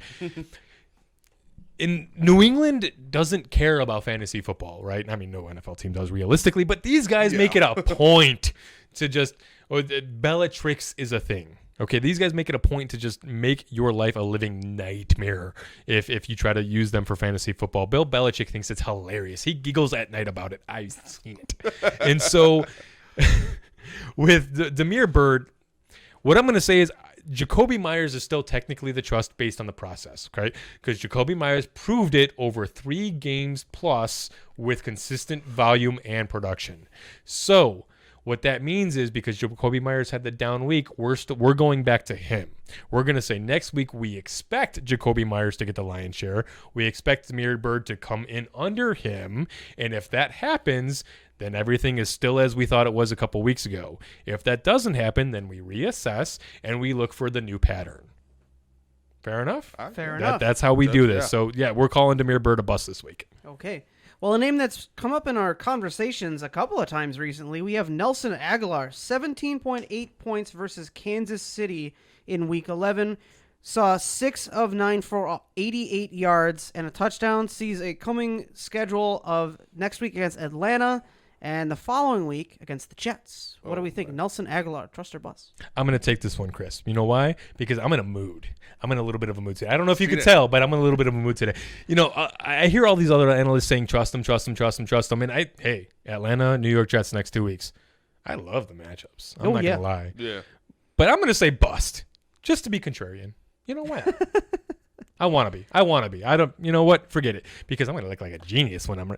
No. You shall trust in his bust. Okay. You know what? How about this? I'll give you a little snippet here. Go ahead. Let's look at Week 7. Week 7 versus Tampa Bay. They had Nelson Aguilar came away with 19.2 points on nine targets. So that was the first game this season where he actually saw more than like 2 or 3 targets because he's been their big play over the top guy. Yeah. He's been the Henry Ruggs of the team. With Henry Ruggs on this team. Kind of weird. But the last time he had like a ton of targets, we were like, oh, man, okay, maybe he is becoming a massive part of this offense, right? He had 9 targets, 5 catches, 107 yards, and a touchdown in Week 7 against Tampa Bay. Guess what he did the following week? He goosed against Cleveland on 2 targets. So back to the norm, right? I'm sorry, Don. What did you say his stats were this week? 6 for 9 with 88 and a touchdown? Yeah. 5 for 9, 107 and a touchdown. Man, big difference there, right? Yeah. Trent last time, right after that last big performance he goosed, I'm going to say right after this performance, another goose against Atlanta. Let's do it. Yeah, follow the patterns. Well, it's more so that I think that it's going to be Ruggs than anything else. But because I do see this being a high scoring game, and we're going to talk about Nelson Aguilar a little bit. I'm being a little facetious right now. Honestly, I do kind of like Nelson Aguilar as a bust candidate. But if you want to stream this guy, feel free, and he's going to come up in our waiver wire edition as well. Mm-hmm. Okay, next up on our list, Hunter Henry, 2 week in a row now, 4 catches and a TD, seeing a Week 12 matchup at Buffalo. Hunter Henry, trust or bust? He's heating up. I'd say trust him. Yeah. NBA Jam, buddy. Oh, yeah. It's trending up. It's trending up. 2 weeks in a row, man. 2 touchdowns. We had to call him out. That's what happened. Right. We had to call him out. That's all. Sorry, guys. We should have done it sooner. So now that we're calling him out that he's heating up, he should be doing better. Or bust, whichever. No, that's about right. Yeah, he's either going to do one of the things we say in this segment or the other thing we say in this segment. Of the 2 possibilities, he'll do one. Speaking of calling people out. Speaking of calling people out, last up on our list of our Trust or Bust this week, we have Chris Herndon, largely disappointed his preseason hype train. Saw 10.2 points against the Chargers on going 2 of 3 for 32 yards and a touchdown. Flacco has seemed to get somewhat of a passing game going. We see a next week matchup against Miami. What do we think? Chris Herndon, trust or bust? What? Because the Jets put up 28 points in a football game, suddenly we have to trust their fantasy relevant options now? Please. Bust. All right, I there am we go. not trusting that as far as I could throw it. Rounding out our trust or bust with a bust. We move along to our next analysis segment, our start, stash, or trash going into Week 12. You want answers? I think I'm entitled. You want answers? I want the truth! You can't handle the truth. All right, start, stash, or trash, our lightning round style segment where we're going to let you know if you should start these guys, if you need to hang on to them but don't get rid of them just yet, or if you can trash them straight off of your lineup.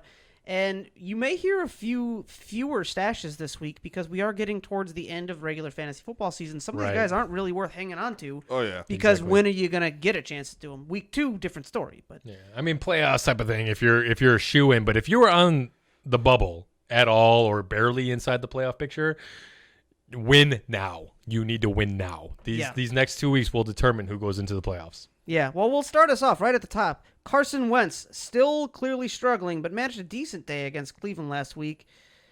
We see a Week 12 against Seattle. What do we think? Man, the famous Seattle matchup that everyone looks forward to. Yeah, we were last week. We were mentioning, it depends on how he does against Cleveland, and he did okay. So if you have to stream him, sure, you can stream him. If you have any other options, right? I would say probably just trash him because the rest of the season schedule really doesn't warrant holding on to him. Let it on fire. Walk away if you can. Right now, Carson Wentz is not playing great ball. I'm not trusting it any more than I have to. Yeah, definitely just hold him as a stream. No point in starting him. Okay. Especially if you got other options to actually work with. All right, well, we've alluded to this a few times in this show. Matt Ryan, who got obliterated by New Orleans in Week 11, sees a Week 12 matchup versus Las Vegas. What do we think? You know what? He only has Las Vegas. The guy averages over 222 yards a game, 20 yards a game. So you know what? Against Las Vegas, like I said? Yeah. It's going to be a high-scoring matchup. I think it's going to be good to start him. You think it's going to be a good start? Yeah, don't underestimate that Saints defense, man. They've been shutting down everybody in the past few weeks. Yeah. This is what we expected to see at the beginning of the season. I was just telling this to Peanut actually the other day because she's a huge Saints fan just like you, Don. Yep. And I was like, you haven't been playing fantasy football as long as I have. The Saints do this every year. Every year that they've had a solid unit and solid players, they always start out like dookie. They get relatively good going towards midseason, and then following like the second half of the season is when they just start to really light it on fire, and they start to just dominate everybody. Their defense does this every year. You can set your watch by it for sure. It's once the humidity kind of dies down a bit. Oh, back out of the season's what done? it is? I mean, it is New Orleans. They got a dome, dude. Really? Yeah. No, I'm talking about your day-to-day, your goings-on. You get, when you're in that southern humidity, it's that you get energy that level lazy, thing, Yeah. All right. All right, let's talk some more quarterbacks. Looking at some of the deeper options and plus matchups coming into this week. Some streamer options to pay attention to. First up, we have Baker at Jacksonville. What do we think? Yeah, we're gonna rapid fire these. By the way, if you're for our streaming section, definitely pay attention because this is taking place of our quarterback streaming segment. Mm-hmm. Sorry, I didn't mean to. So Baker, trash him. You want to trash him? I'm gonna trash as well. Yeah, I would do the same. How about Stafford versus Houston? Trash. Yeah, after this week's performance, trash his ass. Yeah. I'm Thanks, Chris. I can't help it. I'm sorry. All right, we've got Teddy Bridgewater at Minnesota. Start. Yeah, start him. Okay. That's gonna be a shootout. Derek Carr at Atlanta. You know what? I called it out earlier. That's gonna be a shootout, high scoring matchup. Start him. Okay. I concur. All right. How about Captain Kirk Cousins versus Carolina? Captain. I don't like anything about the Vikings, but you know what? Captain Kirk has shown he is good. Start him. Starting him. Against weaker defenses for sure. Yeah. All right, and a pair of options to round out this quarterback lightning round. We have Alex Smith at Dallas, or we have Tua at the Jets after getting benched. I think you could. Yeah. Definitely double starts. It depends on what your waiver wire looks like. If you're a streamer, what you have available to you is of the utmost importance. If I can get my hands on one of those other guys, I think I'm going to go with them. But yeah, no, I think you could get away with that in a pinch. Yeah. Oh yeah, definitely. I agree with you on that. Yeah. Okay. These will be good matchups to see really test their mettle. Remember, Smith didn't the. I almost said the team who shall not be. Well, I almost said the name, the former name of the team who shall not be named. How about that? They didn't have to do a lot last week to win in Cincy. So, I think against Dallas, with Dallas capable of actually putting up more points, Burrow got hurt, man. What are you going to do? Right. They didn't have to do a ton. So, yeah. I expect this week to look better for Smith. Okay, well, moving off some of those streamer options at your quarterback position, what do we think about James Conner versus Baltimore? Seeing 11.4 points last week at Jacksonville. I mean, it sounds like we don't have to mutiny. I'll be back, but not this week. Stash. Stash? Okay. Yeah, I'll agree with that. Duke Johnson, 5 points last 2 weeks, but we'll see a matchup against Detroit going into Week 12. Well, this is the reason we picked him up, man. So he can get them points. This is Detroit. Their D may be somewhat solid, but Not like his previous 2 matchups. No, Yeah, not like the previous 2 matchups. Duke yeah. will get you the points you need. He's been underwhelming. I get it, but we kind of told you that was going to happen. It's this matchup that you've been waiting to start him for. Yeah, After this week, you can trash him for sure. Yeah. Okay. The Fresh Prince of Bel-Air at Tampa Bay, seeing 20.2 points last week. Yeah, but Tampa. But 10.9 the week before. What do we think? Is this we got Bel-Air as a start, a stash? What do you think? You're the Bel-Air owner? Or, I'm sorry. You were the Clyde Edwards-Helaire fantasy football manager. Yeah. You know what? Start him. Respect, man. Respect to these guys. Yeah. No, for sure. We trash talk a little bit, but no, we got nothing but respect for all these NFL players. The fact of the matter is, all of them, every single NFL professional athlete is already better at their job than we will ever be at any job we will ever do. Nothing but respect. Yeah. Very true. Very true. Okay, so start him. You're saying start? I'm saying start him. All right. Yeah. All right. Okay. I'm down. He'll be fine. All right, let's talk about this one. another big one. The Eagles wide receivers following Carson Wentz's thing. Whatever is happening there, whatever's been going on there. I mean, what are we looking at there, and what are we thinking of Eagles wide receivers? I'm sorry. Are we questioning the entire wide receiver core for the Philadelphia Eagles? Yes. Wow, that's a lot of players. All right, yeah, sure. Why not? I'll handle this one. Yeah, no, I think this is definitely a problem with Carson Wentz, man. I mean, I'm watching these games these last 2 weeks. I don't get it. Yeah. Like, he looks flabbergasted. He looks like he's confused. He doesn't know where to go with football. He's making terrible decisions. He's making bad throws. But I mean, I've heard reports that his practice habits are terrible. It was kind of weird that Doug Peterson felt the need to come out immediately after the game and say, hey, no, Carson Wentz is our starting quarterback for next week. Okay. I mean, yeah, no, I get that you drafted Jalen Hurts in the second round, but like that's still, it's a little, no, there's something weird's going on behind the scene. I mean, it's the entire NFC East, right? The entire NFC East has been just a dumpster fire. I mean, the fact that the Eagles still can very easily clinch the playoff berth before the end of the season is just ridiculous, right? They're the ones with the tie, right? I think they're the one, that's the division where I don't think they have a winning record team, if I'm not mistaken. And so this is going to look like the 7-9 Seahawks making the playoffs like in years past. Right? Remember yesteryear? And so, look, these wide receivers looked completely fine. With the tight ends being the dependable outlet, I think it'll be fine, and you can play Wentz against the in this matchup here, but against the Seahawks. Look, Goddard and Richard Rodgers has really been stepping it up. In fact, I almost made Zach Ertz a dud on a joke because he might not have a job to come back to, right? Jalen Reagor's looking like he might be trending towards becoming the dependable wide receiver for this team. So between what's going on with Fulgham, Reagor, Jeffrey, I'm not starting Jeffrey. I'm trying not to start Reagor or Fulgham unless I absolutely have to, right? And I'm trying not to start Wentz unless I absolutely have to. Miles Sanders is good to go. Dallas Goedert's good to go. Richard Rodgers, you have to be in a super deep league for. And that's about where we're at, right? And so watch the Seahawks game. We'll get some more data. Again, these past 2 weeks have been weird, and so let's get another game under our belt and reassess. We're going to come back to this one next week. We'll give you guys a clearer picture, but we really do need to see what the heck is going on over there because I don't know. And because of the weather in Cleveland, we can't see anything definitive, unfortunately. Yeah. So. And I don't know either. That's why I asked. All right, moving along, we have DJ Chark with less than 10 points the last 2 weeks. Sees a Week 12 matchup versus Cleveland. What do we think? Yeah, I mean, I wrote start regardless of the QB because I didn't know if it was going to be Luton, Glennon, or Minshew. Knowing that it is Glennon, I'm going to say definitely start, right? Chark is the star wide receiver on this team. Glennon is going to count on him to bail him the heck out in this game. If Glennon comes out of this game not looking like a terrible quarterback, it's because of DJ Chark.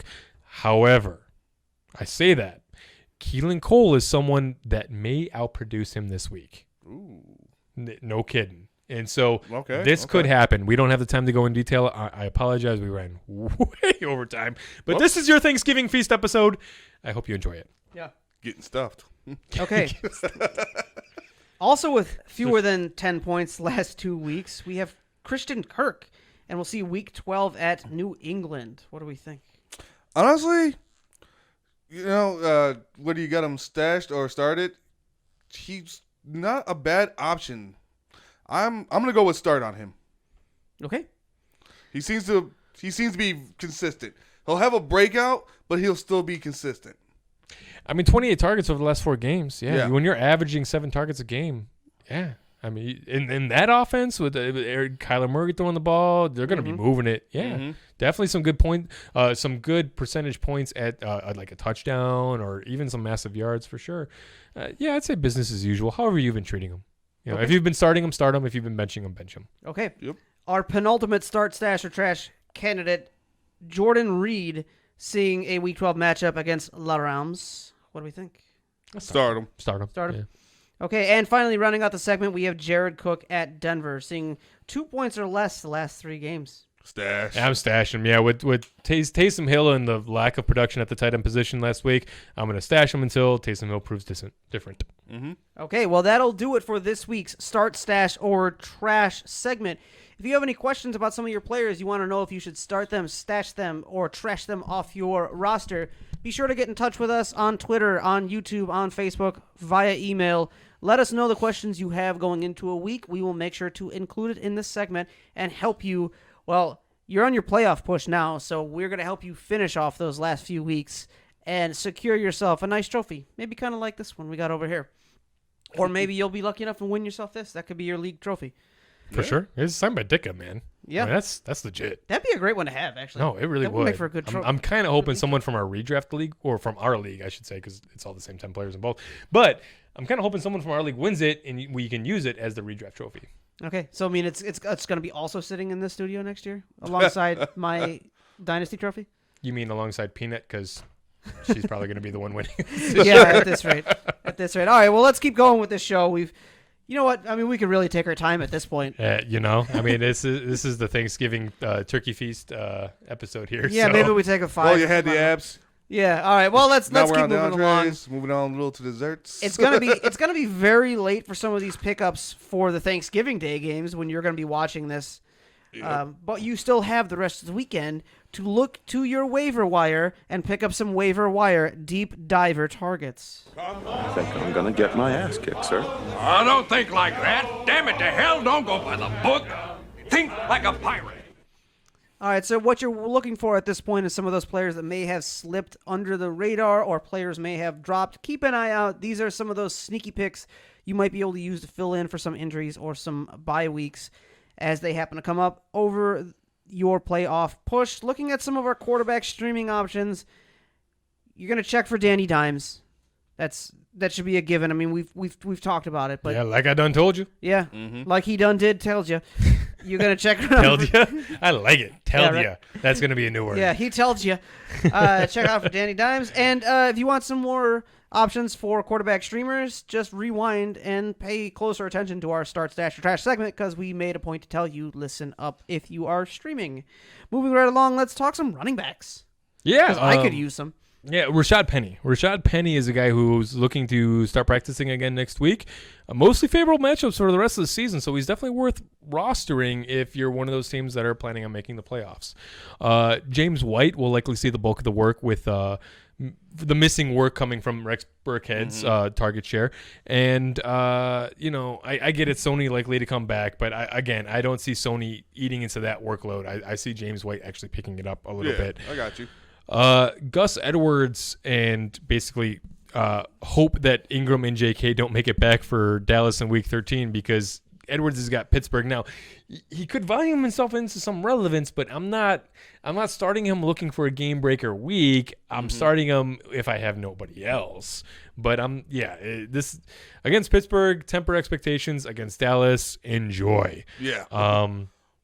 And then one more thing that I want to throw out there. Again, these are post your waivers actually running, so it's kind of hard to call some of these. But if you're a Derrick Henry owner, I want you to go take a look for Deontay Foreman and probably throw him onto your roster if you have a spot for him.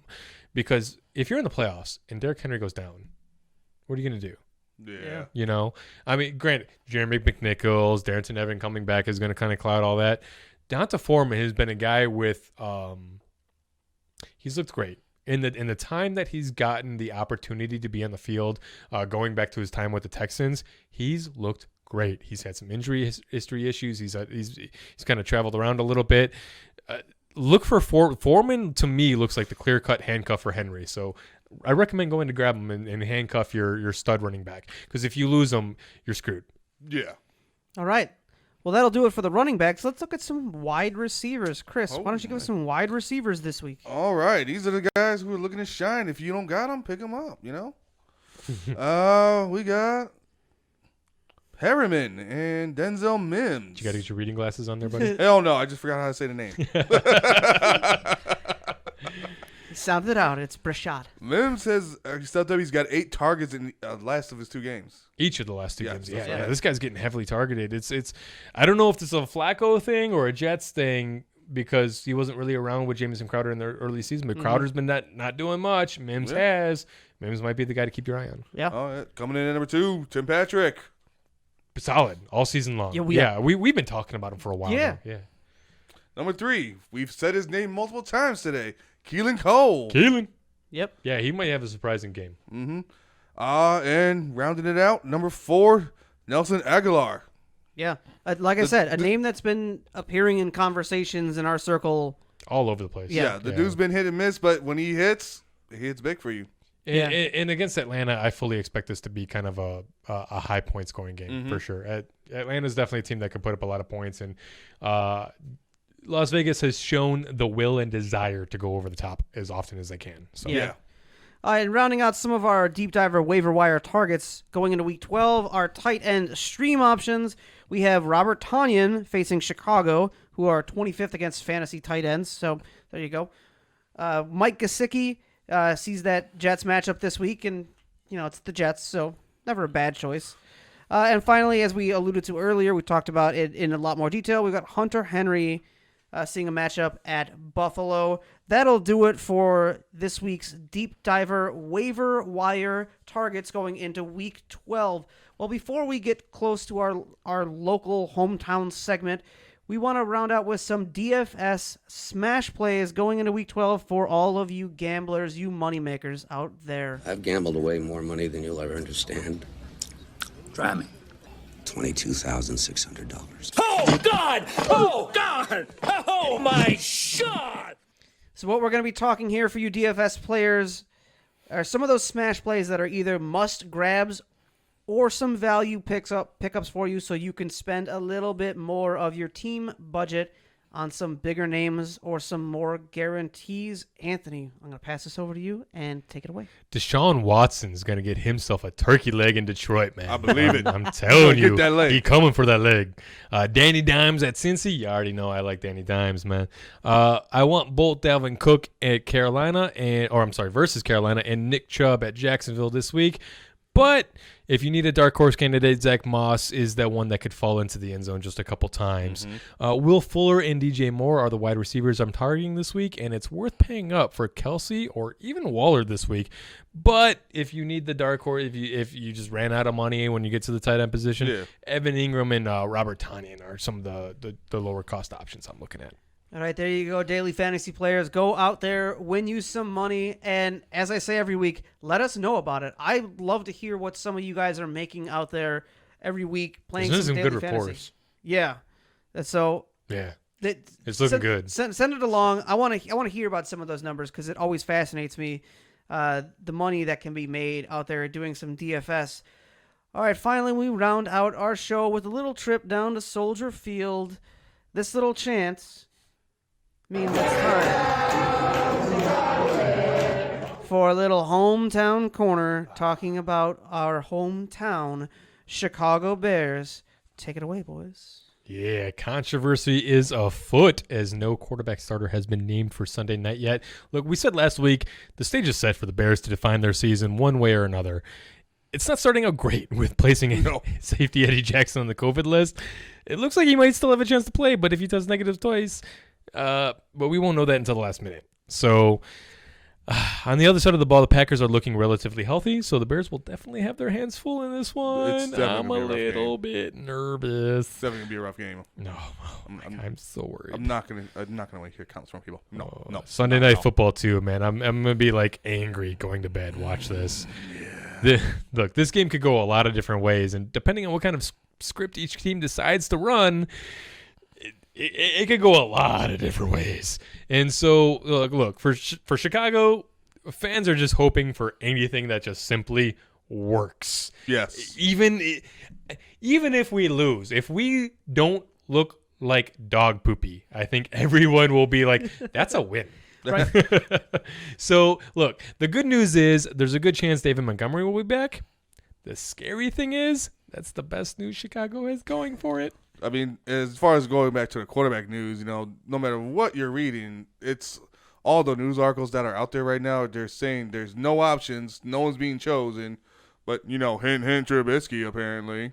It's leaning Trubisky because of the injury, mostly because of the injury report. So the Bears are staying pretty quiet about it, and so what everybody's doing is they're looking at the injury reports and they're just kind of inferring what they want to infer and making headlines.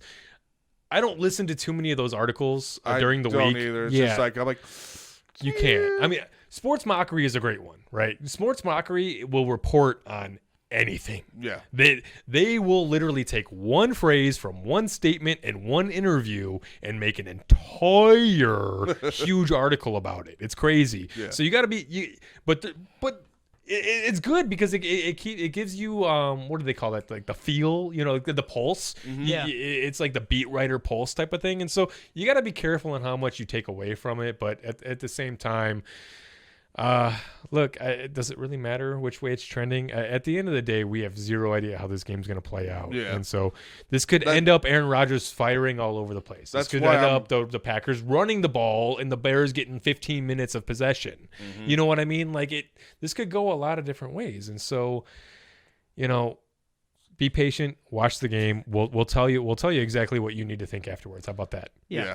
One thing I'm hoping for with this game, because it's against the Packers, that we drop the whole bend and no break conservative attitude on defense and just get aggressive. Chris, how many times? How many? Just get aggressive. I have been saying that all season, haven't I? Yes. On this show. Yes. Please. Let them be aggressive. After my own heart, man. Jeez. Let them be aggressive like they get used to be. Upfield, Show get after them. the quarterback. Yeah. For sure. Yeah, with this pass rush, I don't know why you rush 4 every play. You know what I mean? Like, why are you going to let your best player get double teamed? Rush 5 every play, make them commit an extra blocker to the passing game. That's one less guy downfield, one less guy that we have to cover, right? You get upfield, have a better shot at getting up into the quarterback's face, making him make a bad throw. Because even if you get a good push off the defensive line, which I know is what the Bears are liking about their pass rush, if the quarterback still has a clean pocket, he can still make a clean throw. Yep. Right? You need to get in his face and make him make a mistake. The thing is, what you're sacrificing in coverage, you're gaining by bad quarterback play. Because guess what? There's like a handful of quarterbacks around the league that it doesn't matter what you do. He's just going to make the throw he's going to throw. Yeah. Everybody else, if you have a good pass rush, they're just going to crumble. You know what I'm saying? Look at our own team for a freaking example. Yeah. You know what I'm saying? No, you're right, man. We need to get up after these guys. We need to push them. We need to pressure them. Yes. I like the pressure that we've been getting with our lackadaisical rush, but if we got after it and really got that stingy defense mentality, good lordy. And then another note out of nowhere, DeAndre Carter got picked up off the waiver wire for the Bears. Is that punt returner? That's the new punt returner they picked up. Yeah. No, that's all right, buddy. Dwayne Harris. That's his name, right? Dwayne Harris? I think something. D. Harris. Yeah. I'm pretty sure he got hurt, man. He got hurt, and so he's just not capable of playing. I liked him a lot too. I thought he looked great coming in. He was that former Cleveland punt returner, right? Yeah. No. This one he was. Not Carter. Houston. Harris. Oh, Harris. Yeah. Yeah. Harris was that former stud returner from Cleveland, and I really liked him too. But no, I think he's hurt, man. And so this Carter guy, we'll see what he's got, man. I don't know. I'm not familiar. We'll see what he's capable of. Apparently, he wasn't too bad. Yeah. In Houston. But they're looking for somebody because Ginn wasn't doing nothing. No. We let him go, I think. I think we let Ginn go flat out. Yeah, we did. Yeah. We let Ginn go. Yeah. So, with Mooney, Ginn was our stopgap for Mooney to get online. And Mooney been online for like the beginning of the season. So, it's whatever. Yeah, for sure. I'm looking forward to him, man. I love my Bears. Oh. So, here's hoping they show some heart, man. All I want to see is some heart out of these guys. Yeah. Yeah, most definitely. All right, well, with that, we'll bring it close to the hometown corner. Thank you guys for that analysis. The end of Hometown Corner also means we are bringing a close to this episode of the Shy Guys Football Podcast. We want to thank you all for watching. Normally, we tell you to be aware of the bye weeks, and we list them out for you.